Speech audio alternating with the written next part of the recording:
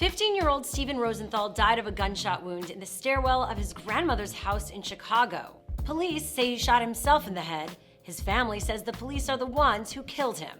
You're watching What's Trending. I'm Shira Lazar. Be sure to like this video and subscribe for more social media news daily. Protesters took to the streets on Sunday, claiming that Steven was murdered by the Chicago Police Department. My nephew would never commit suicide ever. The eyewitnesses have told us a very different narrative than the police. They've told us that they saw the police shoot Steven. But that contradicts what the police and medical examiners say, that Steven shot himself after being chased.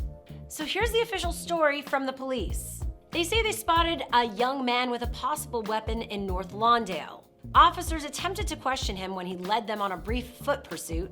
Shortly afterwards, he tragically used the weapon on himself. They also say there's body cam footage of the incident, but they can't release it until the investigation is complete. The medical examiner, who operates independent of the police, also ruled Steven's death a suicide.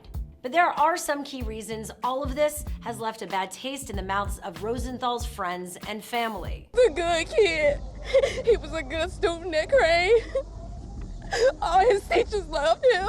The family's attorney, Andrew Stroth, says they have witnesses who say Steven was shot by police in the back of the head. They say Steven was just walking into his house to get water when police pursued and shot him.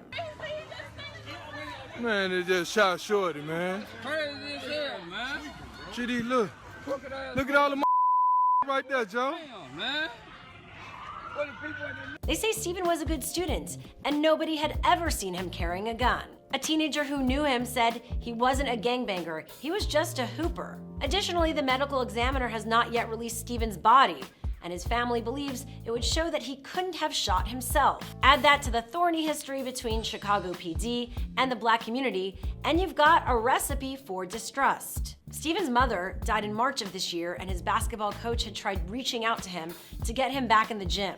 But Steven's aunt and uncle, his legal guardians, maintain that this would not have driven him to suicide, and they're demanding that Mayor Rahm Emanuel force the police to release all the evidence they have. A GoFundMe page has been set up for his family, and so far it has raised over $1,000. At this point, it's impossible to know precisely what happened, but it is the police's responsibility to release all the evidence for Steven's family. That means the body cam footage, the full autopsy report, and any information from eyewitnesses. And if they don't, then the public has every right to assume that something devious is going on, also considering the history of police brutality in Chicago. What do you guys think really happened to Steven Rosenthal? Let us know in the comments below, and be sure to like and subscribe for more of What's Trending. And for more stories, go to whatstrending.com.